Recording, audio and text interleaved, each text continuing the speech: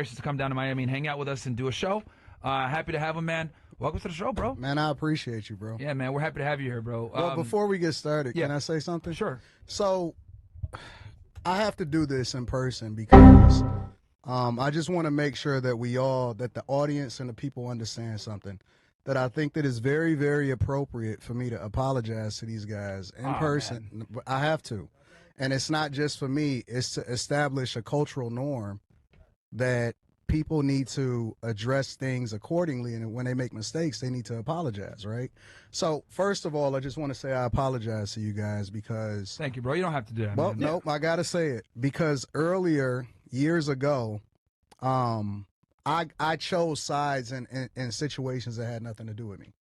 You know what I'm saying? So, and this is not anything that we discussed prior to going live and stuff, but I just wanted to make sure that y'all know that I shouldn't have chose sides, that I shouldn't even have got involved in it, and I needed to make sure that I told y'all in person because it's just the right thing to do.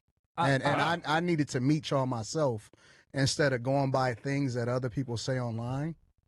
And I think that that's the real man thing to do. So as I matured and as I evolved, I wanted to reach out to you personally, and now I wanted to say it in person that I apologize. A great deal of respect, Anton. And we apologize for anything we might have said, right, into retaliation. And I really appreciate that. You really didn't have to do that, man. And, you know, it just goes to speak to the strong character of you know, the type of man that you are.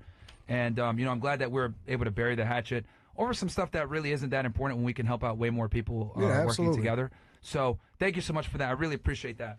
Absolutely. Yeah, I didn't know that was coming, man. I'm so happy. I had no idea. You know, it's an honor to have you here. You know, I've been waiting for this for a minute, and that's why we're happy to have you here. I know people have been really enjoying our collabs when I jump in on some of your late night shows. Yeah, man, and I appreciate you for coming through. Of course, man. I mean, for you, bro, I was like, man, I'll just jump in and, you know, try to add some value. So thank you for coming, dude, and I'm really happy to have you. But for those that may not know who you are, well, they definitely know who you are now, but can you introduce yourself real quick to people that might not know? Anton Daniels. I think that a lot of people think that I got into the game a little bit later than I have, but I've been on YouTube for probably 10, 11 years, and I don't know.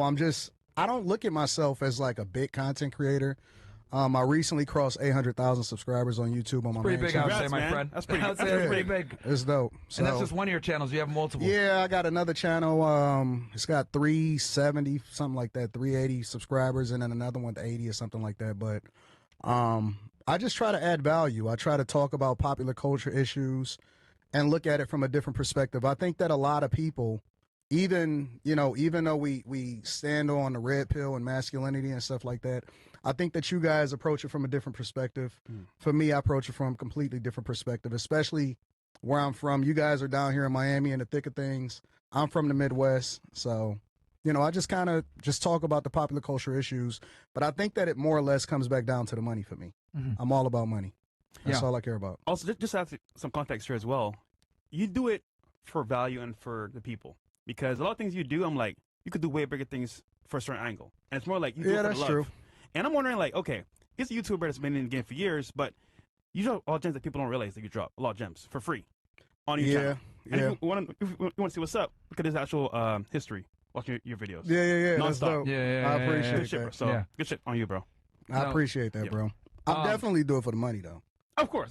But like, you say you're not explaining people as much as other people, you know, because a lot of people like buy my course or some other shit like that. Know what it's like it you give is. a lot of game out you for could free. do that too, but you don't. I just believe that if you know your stuff, it's not necessarily anything that I need to hold back, because once you tap in, you're gonna see a lot more value. So I don't hold back. I don't gatekeep, because I think that the value that I bring is more than just the surface level. So once we start digging into it, once you start seeing the value in it, you're gonna want to meet in person. You know, you're going to want to deep dive into it. A lot of times I have to put the medicine inside of the candy, because a lot of people need the entertainment value first. Of course. And so I don't kind of limit myself, but at the same time, I just try. If people see more value, then most of the time they sign up for the Patreon. I got like 18,000 Patreon members. Sheesh. Nice. So we do meetups. I try to do them like once a month or once every other month. And so it's dope. It's real cool. Also, when you give commentary on creators